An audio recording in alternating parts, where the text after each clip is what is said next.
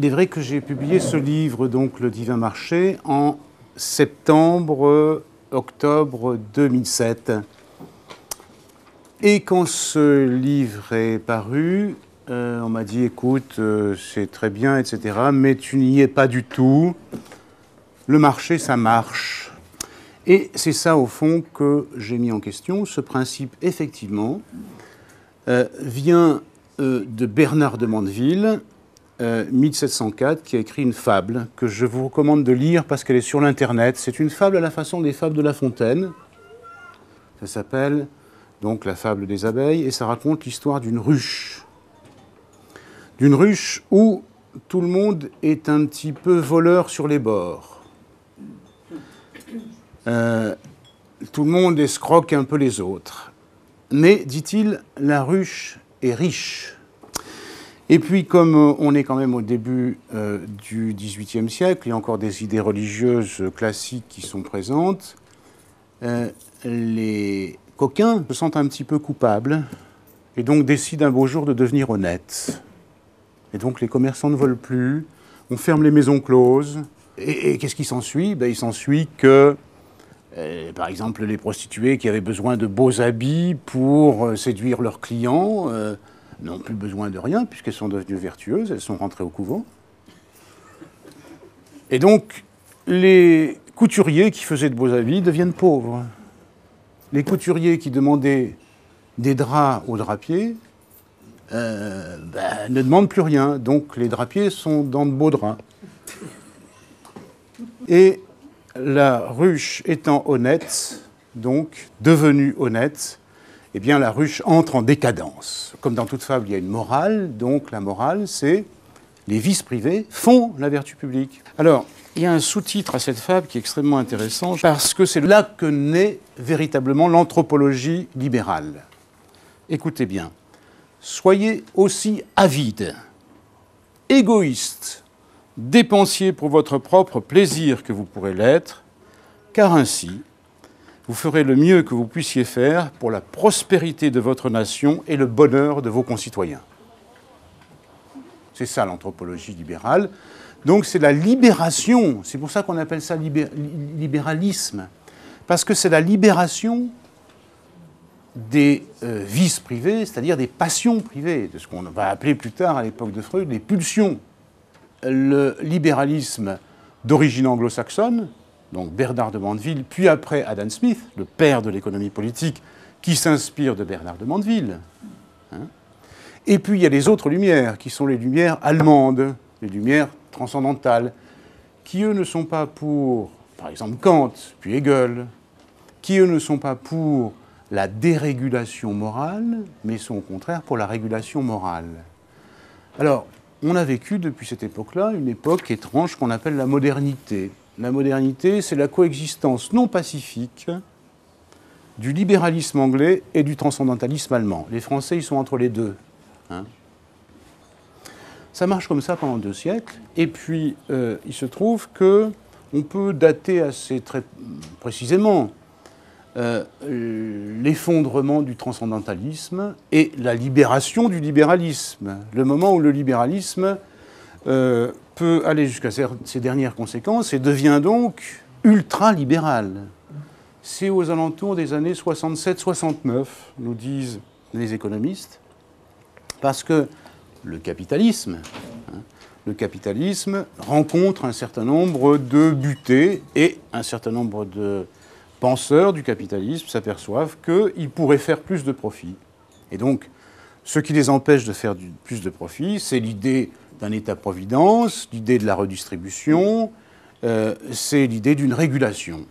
Et puis, cette idée prend de plus en plus d'extension jusqu'à 1980-81, avec donc ce couple infernal, si vous voulez, Reagan-Thatcher, qui va déréguler à tout va et nous lancer dans cette aventure libérale dans laquelle nous sommes pris maintenant depuis 30 ans, avec les conséquences que l'on sait, et où il s'avère que le principe de l'économie libérale, c'est-à-dire les vices privés font le bien public, est un principe faux, mensonger, Parce que les intérêts ne s'auto-harmonisent pas. Pourquoi ?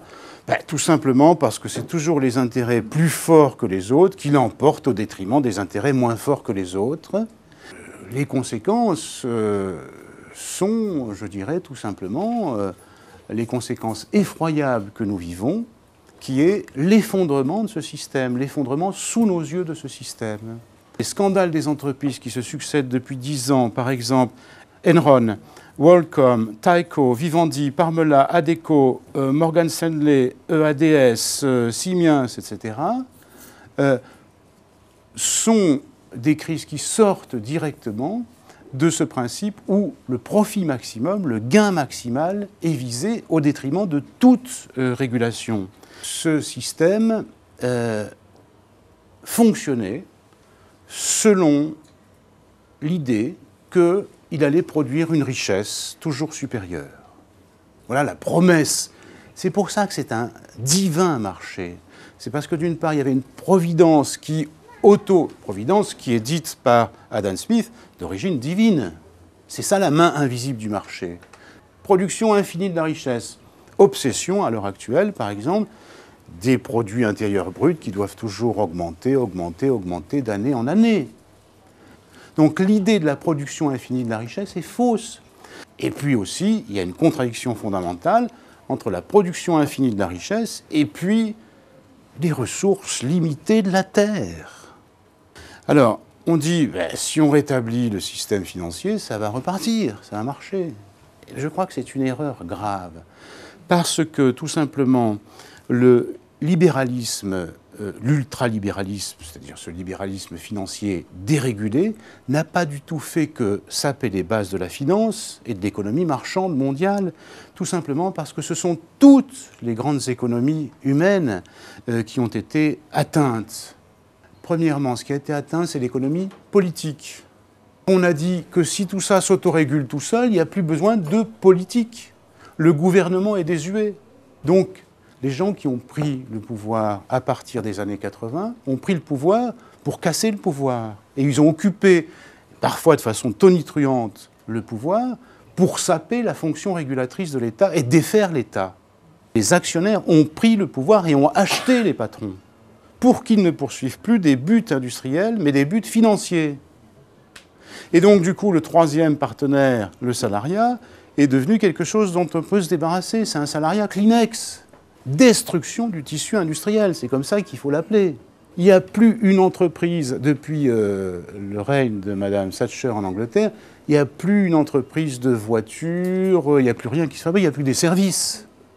Il y a l'apparition de ce que j'ai appelé, vous en avez parlé, les groupes égo-grégaires. Pourquoi égo-grégaires ? Parce que le marché est une promesse de satisfaction qui est faite à chacun d'entre nous, puisqu'on nous dit vous pouvez désirer tout ce que vous voulez, n'importe quoi, le marché vous fait la promesse de vous offrir l'objet manufacturé, le fantasme construit sur mesure qui peut satisfaire une appétence quelle qu'elle soit. Donc ça veut dire quoi ? Ça veut dire que les gens sont attrapés par leur ego, puisqu'on dit « Ah oui, ça j'en ai besoin, je le prends ». Quand vous attrapez l'objet, vous êtes attrapé par l'objet. Nous passons de cette économie du désir à une économie de la jouissance. La jouissance, vous me direz, c'est chouette, c'est beau. Mais ce n'est pas cette jouissance-là dont il est question, c'est la jouissance immédiate, de la chose qui doit être consommée tout de suite. Moi, je dis, tant mieux que ça pète, tant mieux que ça saute, parce que ça va nous permettre d'essayer de penser autre chose. Et je crois qu'on est tous requis pour penser à autre chose. Je ne suis absolument pas pessimiste, mais il faut avoir le tableau général des désordres dans les grandes économies humaines. Et je crois que c'est mon... Quel est le rôle du philosophe ? Le rôle du philosophe, je crois que c'est d'essayer justement de permettre de penser un peu tout ça d'un cadre général pour montrer la cohérence de l'ensemble de ces phénomènes. Et je crois qu'on a intérêt à le penser. On a vraiment intérêt à le penser. Parce que si on ne le pense pas vraiment, si on ne trouve pas de solution, il y aura des émeutes. Les populations trop déboussolées à un moment donné se mettent en recherche de l'homme providentiel et elles ont cru le trouver dans la personne de Hitler, avec les exutoires, avec les boucs émissaires, etc., etc. Donc je crois que l'heure est grave. Je vous remercie.